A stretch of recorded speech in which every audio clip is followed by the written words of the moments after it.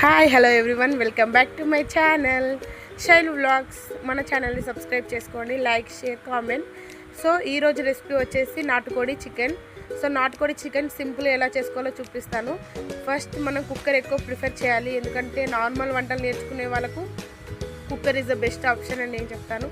So కుక్కర్లో oil పోసుకోవాలి, తర్వాత యాలకులు, లవంగాలు వేసుకొని వాటి నుంచి కొద్దిగా గోలిన తర్వాత పచ్చిమిర్చి, ఆనియన్స్ వేసుకోండి. అవి కొద్దిగా ఫ్రై అయిన తర్వాత పుదీనా, కొత్తిమీర వేసుకొని కొద్ది లైట్గా ఫ్రై చేయండి. దాని తర్వాత పసుపు వేసి అది స్మెల్ పోయేంత వరకు కొద్దిసేపు కలిపేసి దాని తర్వాత మనం ముందే కడిగి పెట్టుకున్న నాటుకోడి చికెన్ వేసుకోవాలి.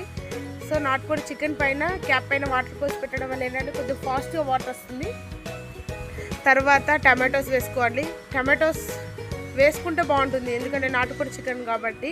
సో సాల్ట్ వేసుకొని కలుపుకొని కొద్దిసేపు క్యాప్ పెట్టి అలాగే ఉంచండి. సో అది మంచిగా మగ్గిన తర్వాత మళ్ళీ కొద్దిసేపు తర్వాత తీసి మంచిగా కలిపేసి దాంట్లో మీ టేస్ట్కి తగ్గట్టు, మీరు ఎంత స్పైస్ తింటే అంత స్పైస్కి తగ్గట్టు కారం, ధనియా పౌడర్, లవంగాల, యాలకుల పొడి అండ్ ఇంకా మీరు ఏదైనా మసాలాస్ యూజ్ చేస్తే అవి కూడా యాడ్ చేసుకోవచ్చు. సో ఇవన్నీ వేసిన తర్వాత కొత్తిమీర ఎక్కువ తినే వాళ్ళైతే ఇంకొద్ది వేసుకోవచ్చు, పుదీనా కానీ కొత్తిమీర కానీ అలా వేసుకున్న తర్వాత ఇంకొన్ని వాటర్ పోసి ఒక 3 or 4 విజిల్స్ వచ్చేంత వరకు క్యాప్ పెట్టి ఉంచండి.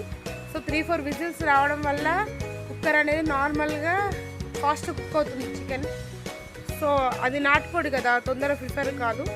సో మన ఛానల్ని సబ్స్క్రైబ్ చేసుకోండి అండ్ మోర్ వీడియోస్కి లైక్ చేయండి, కామెంట్ చేయండి. సో 3 విజిల్స్ తర్వాత మొత్తం ఎయిర్ అంతా తీసేసి ఒకసారి తీసి వాటిని మంచిగా ఫ్రై చేసుకోవాలి. సో ఎక్కువ మనకు